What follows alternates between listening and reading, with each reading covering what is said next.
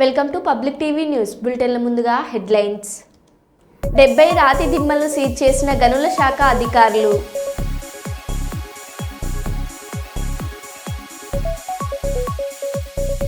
భారత రైల్వే అరుదైన ఘనత, దేశంలోనే ఎత్తైన కేబుల్ స్టేట్ బ్రిడ్జిపై ట్రయల్ రన్ సక్సెస్.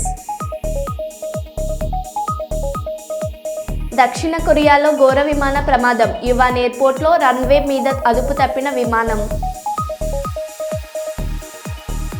యాదగిరిగుట్టపై దర్శన క్యూలైన్ గ్రిల్లులో ఇరుక్కున్న బాలుడి తల.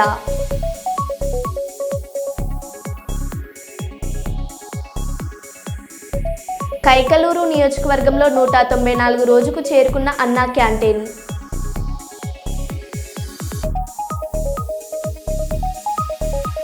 టీచర్స్, నాన్ టీచింగ్ స్టాఫ్ రోడ్ల మీదకు రావడం వల్ల కేజీబీవీ విద్యార్థులు చాలా ఇబ్బందులు పడుతున్నారు. సమగ్ర శిశు శిక్ష అభియాన్ ఉద్యోగులు.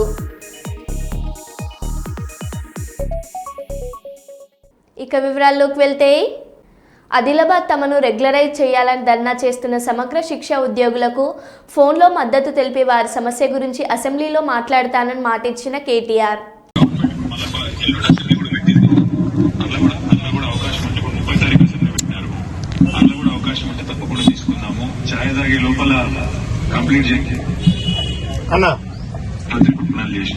వాళ్ళందరికీ మీరు గట్టిగా ధైర్యం చెప్పండి, అందరికి అండగా ఉండండి. మనందరం కూడా అసెంబ్లీలో కూడా తీసుకుందాము, తర్వాత బయట కూడా తప్పకుండా వాళ్ళకి గట్టిగా మద్దతు నిలబడతాం. రామన్న నమస్కారమే. నేను తెలంగాణ రాష్ట్ర అధికార ప్రతినిధి పడాల రవీందర్. మా యొక్క మహిళా సోదరిమణులు కేజీబీవీ యూఆర్ఎస్, అదేవిధంగా సమస్త ఉద్యోగులు దాదాపు 600-700 మంది ఇక్కడ ఉన్నారన్న. మీ మాట, మీ వాణి వాళ్ళు వింటా ఉన్నారు.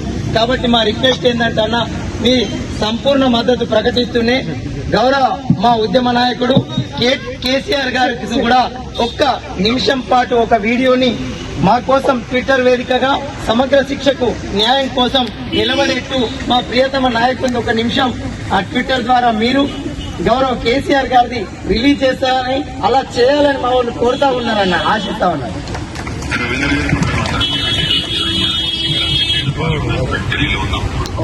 తప్పకుండా నేను తిరిగి వచ్చిన తర్వాత మా నైల్ యాదవ్ గారితో కూడా నేను కోఆర్డినేట్ చేస్తాను, జోగురామన్న సార్తో కూడా నేను కోఆర్డినేట్ చేస్తాను. తప్పకుండా మీరు అడిగిన విధంగా పార్టీ వైపు నుంచి మద్దతు ఎక్స్టెండ్ చేయడమే కాకుండా పెద్దలు కేసీఆర్ గారి దృష్టికి కూడా ఈ సమస్య తీసుకుపోయి వెంటనే వారి స్పందన కూడా వచ్చేటట్టు కూడా చూసుకుంటాం. దయచేసి మీరు అందరూ కూడా నా ప్రార్థన ఏంటంటే, పోరాడితేనే ఎప్పుడైనా కూడా సమస్యలు పరిష్కారం అవుతాయి. మీరు అడిగేదేమి కూడా కొత్తది కాదు, మీరు అడిగేదేమి కూడా మీరు మీ అంతటా మీరుగా ఈ రోజు కొత్తగా లేవనైతే సమస్య కాదు. గతంలో ఈ రోజు ముఖ్యమంత్రిగా ఉన్న రేవంత్ రెడ్డి గారు గతంలోనే ఎన్నికల ముందే మీకు వచ్చి ఇచ్చిన వాగ్దానాన్ని నిలబెట్టుకోమని మీరు కోరుతున్నారు. తప్పకుండా మీ కోరికలో న్యాయం. గుంటూరు జిల్లా లాల్పేట పోలీస్ స్టేషన్ పరిధిలో హైటెక్ దొంగతనం. తాను మూగ చెవిటి అంటూ పెద్దపులి సందు షాపులోకి ప్రవేశించి వ్యాపారస్తుడిని మాటల్లో పెట్టి 208 గ్రాముల బంగారం చోరీ. మరిన్ని వివరాలు తెలియాల్సి ఉంది. కైకలూరు నియోజకవర్గంలో జనసేన అధినేత పవన్ కళ్యాణ్ గారు రాష్ట్ర ఉప ముఖ్యమంత్రిగా పదవి బాధ్యతలు స్వీకరించిన రోజు నుండి కైకలూరు శాసనసభ్యులు మాజీ మంత్రివర్యులు డాక్టర్ కామినేని శ్రీనివాస్ గారి ఆదేశాల మేరకు డొక్క సీతమ్మ గారి స్ఫూర్తితో నిర్వహిస్తున్న అన్నా క్యాంటీన్ 194వ రోజుకు చేరింది. ఈ రోజు అన్నదాతగా శ్రీ పేటేటి సత్యనారాయణ గారు, డీసీ చైర్మన్ గారు, ఎన్డీఏ నాయకులు, కదిలిండి వాస్తవ్యులు వారిచే సుమారు 400 మందికి అన్నదానం చేయడం జరిగింది. ఈ సందర్భంగా కైకలూరు నియోజకవర్గం జనసేన నాయకులు కొల్లి వరప్రసాద్ గారు మరియు తెలుగు యువత రాష్ట్ర కార్యదర్శి పూల రాజీ గారు మాట్లాడుతూ, పవన్ కళ్యాణ్ గారి మీద నా అభిమానంతో ఆయన ఉప ముఖ్యమంత్రిగా పదవి బాధ్యతలు స్వీకరించిన రోజు నుండి కైకలూరు శాసనసభ్యులు మాజీ మంత్రివర్యులు డాక్టర్ కామినేని శ్రీనివాస్ గారి ఆదేశాల మేరకు దాతల సహాయంతో నిర్వహిస్తున్న అన్నా క్యాంటీన్ను 194వ రోజుకు చేరుకోవడం చాలా ఆనందంగా ఉందని, దాతలు మరొకసారి అభినందిస్తున్నామని తెలిపారు. ఈ రోజు నిర్వహించడం చాలా ఆనందంగా ఉందని, ప్రభుత్వం అన్నా క్యాంటీన్ను అధికారికంగా ఉన్న ప్రారంభించడం చేత ఇలాగే కొనసాగిస్తామని తెలిపారు. ఈ కార్యక్రమానికి కైకలూరు జనసేన నాయకులు తదితరులు, ఎన్డీఏ నాయకులు ఈ కార్యక్రమంలో పాల్గొన్నారు. ఈ కార్యక్రమాన్ని దాతల సహకారంతో జరిపించమని చెప్పడం జరిగింది. అలాగే వాళ్ళ పెద్దల కామినేని గారి సూచన ప్రకారం పవన్ కళ్యాణ్ గారు ఛార్జ్ చేసినా కానీ ఒక్క శాతం గారి స్ఫూర్తితో నడుస్తున్న ఈ అన్నా క్యాంటీన్కి 194 రోజులుగా దాతలు సహకారంతో ఈ కార్యక్రమాన్ని చేస్తున్న పోల రాజీ గారికి, అలాగే కొల్లి బాబీ గారికి, ఈ 194 రోజుల నుండి ఇక్కడ దాతలుగా ఇచ్చేస్తున్న ప్రతి ఒక్కరికి కూడా ఎన్డీఏ కూటమి తరఫున, పెద్దలు కామినేని శ్రీనివాస్ గారి తరఫున, మన నాయకుడు పవన్ కళ్యాణ్ గారి తరఫున కూడా ధన్యవాదాలు తెలియజేసుకున్నాం. అలాగే మన పేరేరు సత్యనారాయణ గారు ఎన్డీఏ నాయకులు కలిండి, ఈయన డీసీ చైర్మన్గా ఎన్నికయ్యారు. దాని సందర్భంగా అన్నయ్య గారు ఈరోజు ఇక్కడ అన్న క్యాంటీన్లో దాతగా వచ్చినందుకు ఎన్డీఏ కూటమి తరఫున ఇక్కడ కార్యక్రమాన్ని నిర్వహిస్తున్న పెద్దలందరి తరఫున కూడా ధన్యవాదాలు చేస్తున్నా అన్నగారు మీకు. అలాగే ఇక్కడ ఈ 194 రోజుల నుండి ప్రతిరోజు ఇక్కడ నుండి కార్యక్రమాలని చూసుకున్న పెద్దల సూర్యప్రకాష్ గారు కానివ్వండి, అలాగే వెంకట్రావు గారు, తర్వాత బాబీ గారు, రాజీ గారు, వీళ్ళందరూ మేమందరం ఇక్కడ ఎంతో ఇదిగా 194 రోజులు చేసుకొస్తాం. అలాగే పెద్దలు కామినేని శ్రీనివాస సూచనల ప్రకారం ఏ రోజు కూడా ఎన్ని అవంతరం వచ్చినా, ఎంత తుఫాను వచ్చినా కూడా ఈ కార్యక్రమాలు మానలేదు. 194 రోజులు అనగానే ఇవాళకి ఈ 194 రోజులు దాకా మీరు వచ్చిన సందర్భంగా మీరు పేదవాళ్ళకి అవగాహన చేయాల్సి కోరుకుంటున్నాం. రాజన్న సిరిసిల్ల జిల్లా కలెక్టర్ కార్యాలయం వద్ద పెద్ద ఎత్తున ఈ జిల్లాలో పనిచేస్తున్న గ్రామ పంచాయతీ కార్మికులను కలుపుకొని వారి డిమాండ్లు, వారి సమస్యలను నెరవేర్చాలని, పెండింగ్ బిల్లులు చెల్లించాలని, కనీస వేతనం 18,000 రూపాయలు అమలు చేయాలని, మల్టీపర్పస్ విధానాన్ని రద్దు చేయాలని, ప్రమాద బీమా సౌకర్యం కల్పించాలని, ఉద్యోగ భద్రత కల్పించాలని, అధికారుల వేధింపులు మానుకోవాలని తదితర డిమాండ్లతో ఈరోజు పెద్ద ఎత్తున కలెక్టర్ కార్యాలయం ముందు ధర్నా నిర్వహించి ప్రభుత్వానికి నిరసన తెలియజేయడం జరిగింది. ఈ కార్యక్రమంలో గ్రామ పంచాయతీ కార్మికుల జిల్లా అధ్యక్షులు మల్యాల నర్సయ్య, సిఐటియు గ్రామ పంచాయతీ జిల్లా కార్యదర్శి అందాలాస్ గణేష్, సిఐటియు జిల్లా అధ్యక్షులు ఎగమాటి ఎల్లారెడ్డి, అలాగే సిఐటియు జిల్లా నాయకులు గురజాల శ్రీధర్ మరియు జిల్లా సిపిఎం పార్టీ కార్యదర్శి మూసం రమేష్, జిల్లాలో పనిచేస్తున్నటువంటి గ్రామ పంచాయతీ సిబ్బంది అందరూ మిగతా కార్మికులు పాల్గొన్నారు. 26,000 తగ్గకుండా ఇవ్వాలి, ఈ మల్టీపర్పస్ విధానాన్ని రద్దు చేయాలి, 51 జీవోను సవరించాలి. మరి జీవో నెంబరు ఈ ప్రభుత్వమే మొన్నటికి మొన్న 60 ప్రకారంగా వేతనాలు అందిస్తాం ఈ 1వ తారీఖు నుంచి అని మాట చెప్పడం జరిగింది. అన్ని స్టేట్ వ్యాప్తంగా కూడా గ్రామ పంచాయతీ ఉద్యోగ కార్మికులై ఆ రిపోర్ట్లన్నీ బ్యాంకు అకౌంట్లో, వారి ఆధార్ కార్డులు, వారు ఎన్ని సంవత్సరాల నుంచి పనిచేస్తూ ఉన్నారని అనేక సార్లు తీసుకున్నారు. మరి ఇప్పటికైనా ఈ కనీస వేతనం జీవో నెంబరు 60 ప్రకారంగా ఈ గ్రామ పంచాయతీ ఉద్యోగ కార్మికులకు ఇవ్వాలి. పిఎఫ్, పిఎస్ఐ సౌకర్యం కల్పించాలి. చనిపోయిన కార్మికులందరికీ కూడా 10 లక్షల రూపాయలు తగ్గకుండా ఇవ్వాలి. దాన సంస్కారాల కోసం 10,000 ఇస్తూ ఉన్నారు. 10,000 సరిపోతలేవు. 30,000 రూపాయలు తగ్గకుండా ఆ కార్మికుడు చనిపోతే ఆ కార్మికునికి దాన సంస్కారాల కోసం ఇవ్వాలి.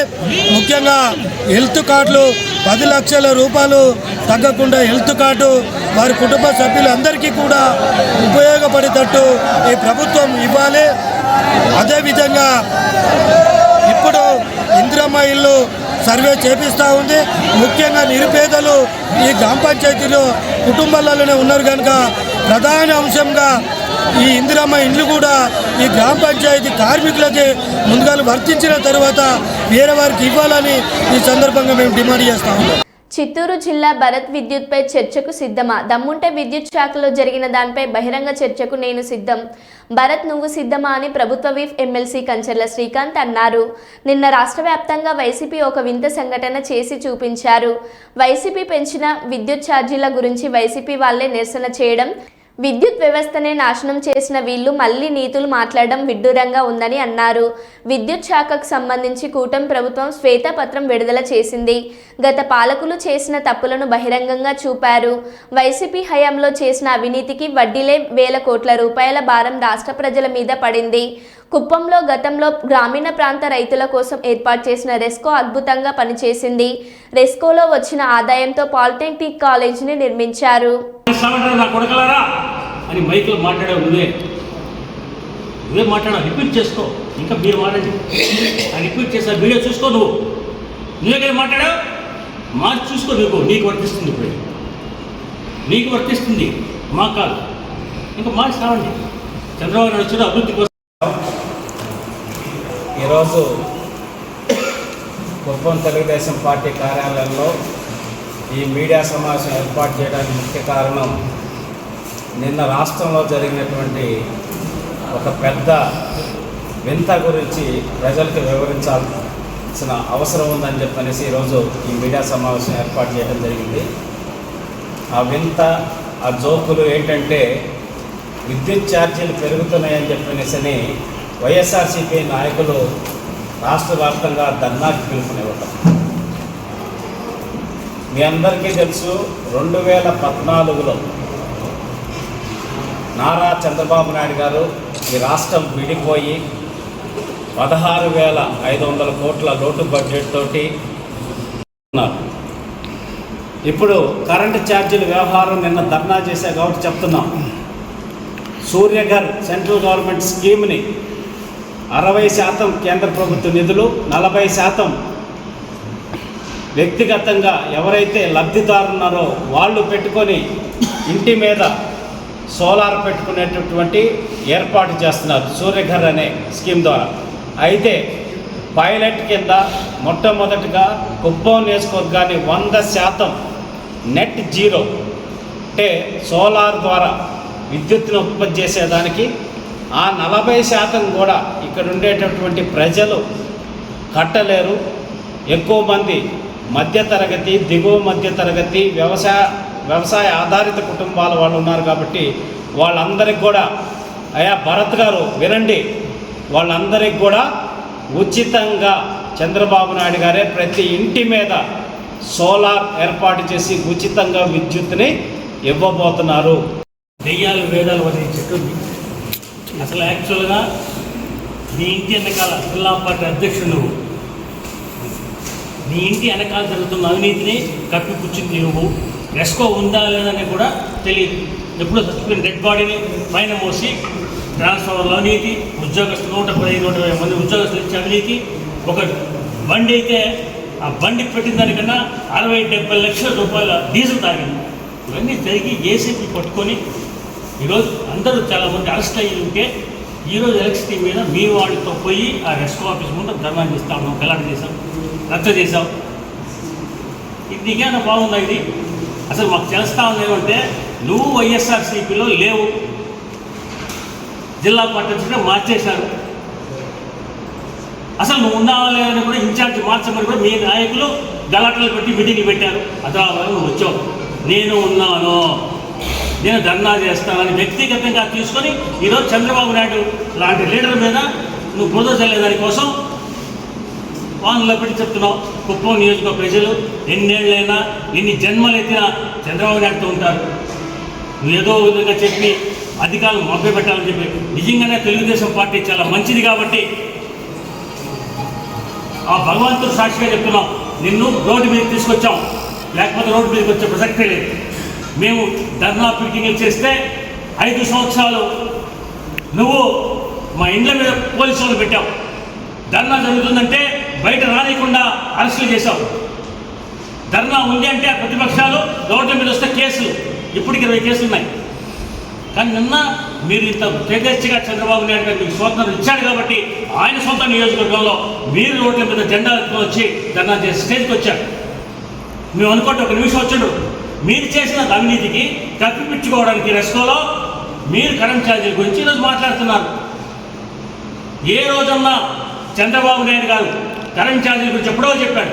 రెస్కో ఉందా లేదా తెలియచేయండి. మీరు ఈరోజు చర్చకి రా, మా ఎమ్మెల్సీ గారు పిలిచారు, చర్చకి రమ్మని. రెస్కో ఉందా లేదా, ఉంటే ఎక్కడ ఉంది, బతికుందా లేదా, రెన్యువల్ చేశారా లేదా, చేయకుండా నువ్వు ఎవరిని నియమించకుండా ధర్నా చేసి ఉద్యోగాలు ఇచ్చేసి అవినీతి చేసి ఈరోజు కరెంట్ ఛార్జీ గురించి మాట్లాడదు. సార్ చెప్పారు 1,20,000 కోట్ల రూపాయలు ఈ రాష్ట్రంలో జరిగింది అవినీతి. చంద్రబాబు నాయుడు పెద్ద ఎత్తున విజన్ 20 పార్టీస్ ఆలోచిస్తున్నారు. దేశం రాష్ట్రం మొత్తం విద్యుత్ శక్తిని ప్రతి పేదవాడు తన సొంతంగా బతుకోవాలని, అందరికీ జీరో, ఇంకా జీవితాంతం కరెంట్ ఛార్జీలు. దక్షిణ కొరియాలో ఘోర విమాన ప్రమాదం సంభవించింది. యువాన్ ఎయిర్పోర్ట్లో రన్వే మీద అదుపు తప్పిన విమానం గోడను ఢీకొట్టడంతో మంటలు చెలరేగాయి. విమానంలో మొత్తం 181 మంది ఉన్నారు. వారిలో 175 మంది ప్రయాణికులు కాగా 6 విమాన సిబ్బంది ఉన్నారని ఎన్షెస్ రిపోర్ట్ చేసింది. ప్రమాదానికి సంబంధించి మరిన్ని వివరాలు తెలియాల్సి ఉంది. కొన్ని రిపోర్టర్ల ప్రకారం అయితే ఇదివరకే 28 మంది మృతి చెందారని సమాచారం. దక్షిణ కొరియా నేషనల్ ఫైర్ ఏజెన్సీ ఈ ప్రమాదంపై స్పందించింది. ఎయిర్పోర్ట్ రన్ మీదకు చేరుకున్న విమానానికి పక్షి తగలడంతో ల్యాండింగ్ గేర్లో సమస్య తలెత్తడంతో ఘటన జరిగి ఉండొచ్చునని అధికారులు తెలిపారు.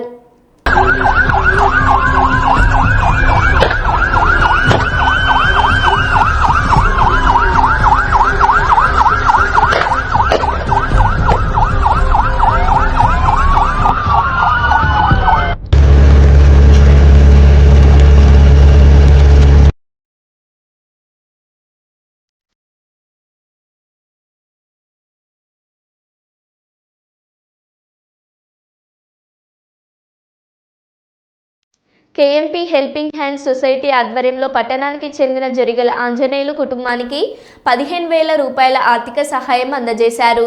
ఆంజనేయులు భార్య పుష్పలత కిడ్నీకి సంబంధించిన వ్యాధితో 2 రోజుల క్రితం చనిపోయింది.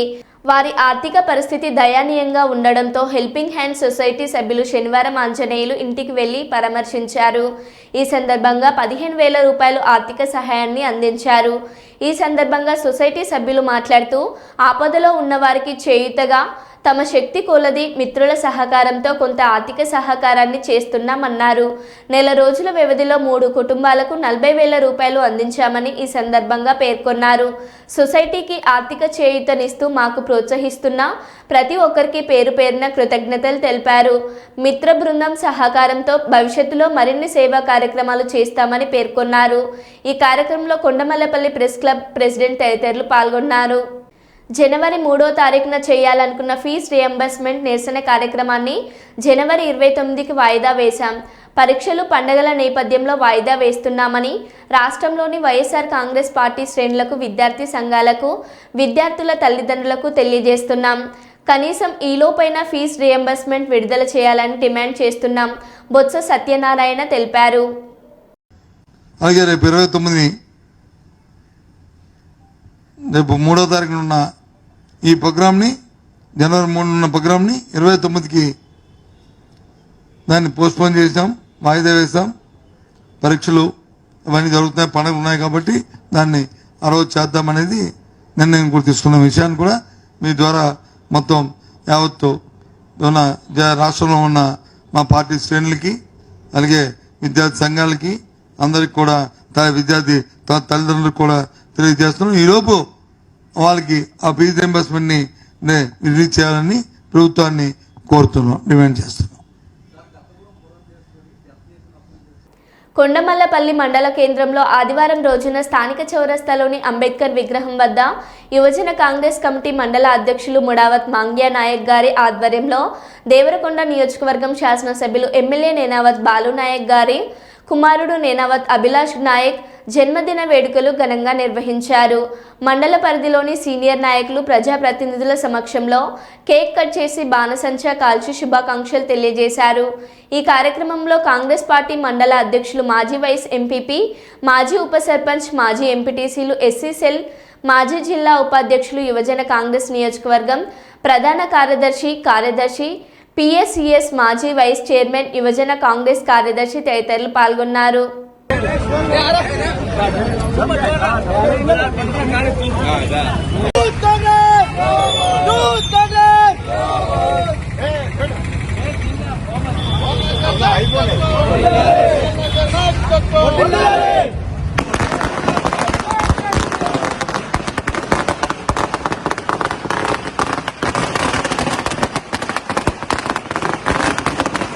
చిత్తూరు జిల్లా అటవీ అధికారుల మెరుపు దాడులు. శనివారం అర్ధరాత్రి కల్ప స్మగ్లర్లపై ఉక్కుపాదం.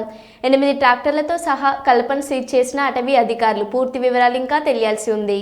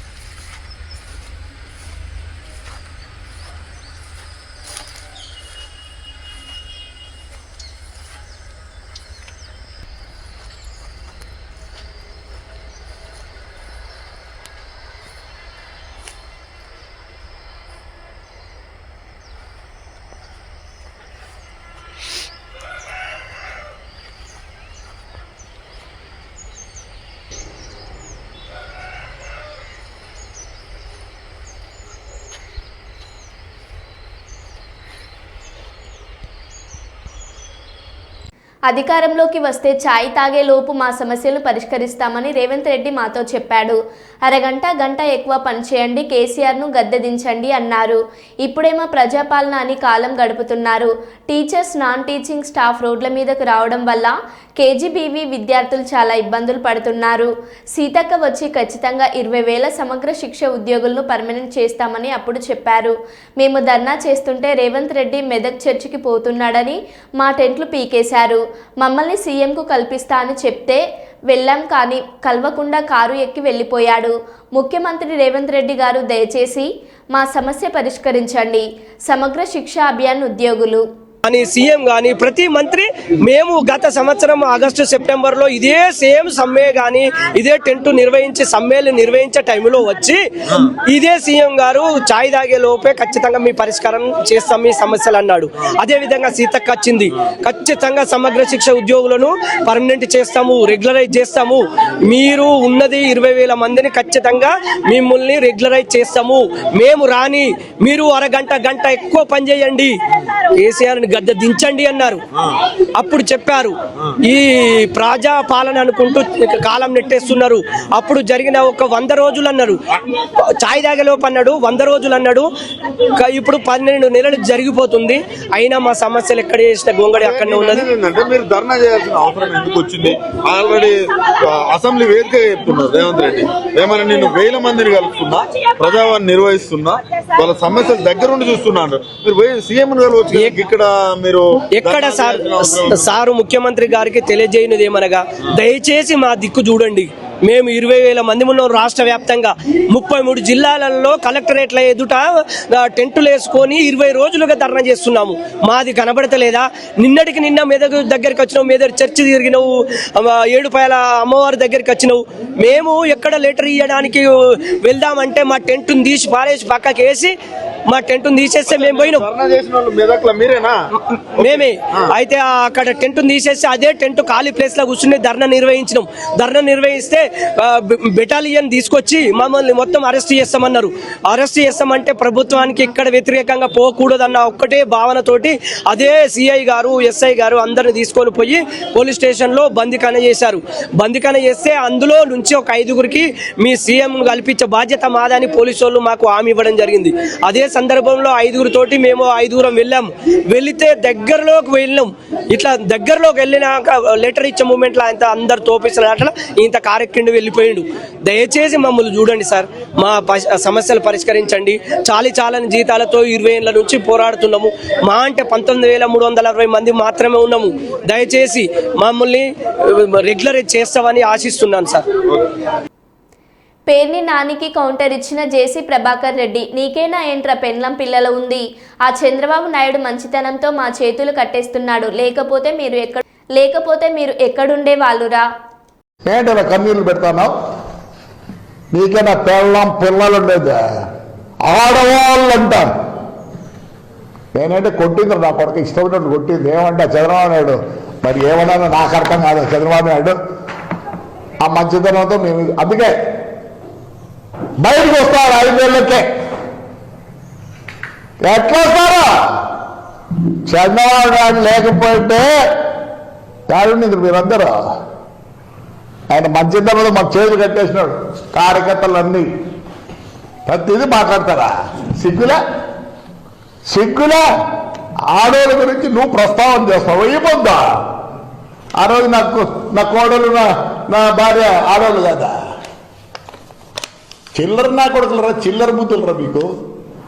పెట్టి పుట్టుండి అలా బుద్ధి కూడా రావాలంటే నేను తిట్లేనే కూడా చెప్పమంటామంతా హిస్టరీ ఆఫ్ యువర్ ఫ్యామిలీ. మీ నాన్న చైర్మన్, నేను చైర్మన్ పిలిచాడు రా, మేమంతా పోయి అప్పుడు ఆయన చైర్మన్ చేసినాం. ఆయన 30 దాంట్లో ఏం చేయ దీనికి ప్రెసిడెంట్గా ఉన్నాడు రా. ఎట్లా పుట్టావు నువ్వు? ఆడవాళ్ళ గురించి మాట్లాడి ఇప్పుడు నీ కాడికి వచ్చి మరో బులెటిన్లో మళ్ళీ కలుద్దాం. Stay tune.